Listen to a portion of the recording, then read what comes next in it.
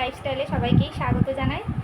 আজ রামনবমী উপলক্ষে আমি সাবুর খিচুড়ি তৈরি করব। চলুন দেখুন আপনারা কিভাবে তৈরি করছি। এখানে আমি মুগ ডাল নিয়ে নিয়েছি 100 মতো। দেখো তোমরা, লাল লাল করে আমার ভাজাই হয়ে গেছে। এখানে আমি প্রেসার বসিয়েছিলাম, এখানে আমি ঢেলে নিচ্ছি ডালটা। এরপরে আমি জল দিয়ে দেবো প্রেসারে সেদ্ধ হতে ডালটাকে। এখানে আমি আলুও আগে থেকে কেটে রেখে দিয়েছিলাম, একসাথেই সেদ্ধ করে নেব। প্রেসারের ঢাকাটা এবার বন্ধ করে দিচ্ছি, প্রেসারটাকে এঁটে দিচ্ছি। আমি আগে থেকেই টমেটো, শুকনো লঙ্কা আর এলাচ রেখে দিয়েছি, এইগুলো ফোড়ন দেব।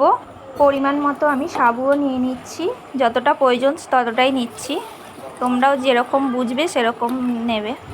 সাবুটাকে আমি ভালো করে দুবার ধরে ধুয়ে নেব। এবার দেখো সাবুটা আমি ধুয়েও নিয়েছি, এবার রেখে দিয়েছি অল্প জল দিয়ে।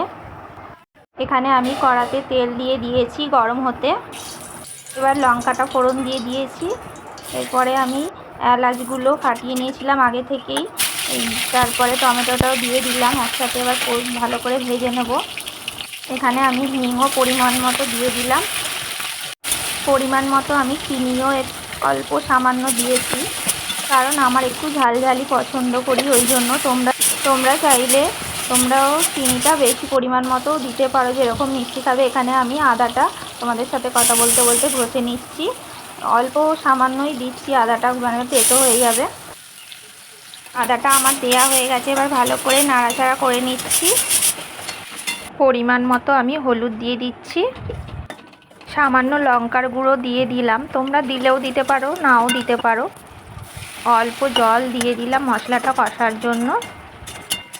দেখো মশলাটা আমার কষা হয়েই এসেছে। এখানে আমি প্রেসারে মুগ ডালটা আর আলুটা সেদ্ধ বসিয়েছিলাম, তোমরা দেখেছো।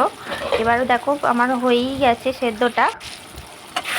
এবার আমি ঢেলে দিচ্ছি, সব মশলা আমার কষা হয়ে গেছে, এবার ঢেলে দিচ্ছি। এবার সাবুটাও দিয়ে দিলাম তার সাথে। এবার আমি ভালো করে নাড়াচাড়া করবো, নাহলে নিচে বসে যাবে জিনিসটা, ওই জন্যই ওইভাবে নাড়তে হবে। প্রেসারের জলটাও দিয়ে দিলাম একটু ধুয়ে। দেখো সাবুর খিচুড়ি তৈরি হয়েই গেছে। ঘি দিয়ে আমি এবার নামিয়ে নেব। ঘিটা দিয়ে আমি একটু ফুটিয়ে নিয়েছিলাম। দেখো তৈরি হয়ে গেছে সাবুর খিচুড়ি।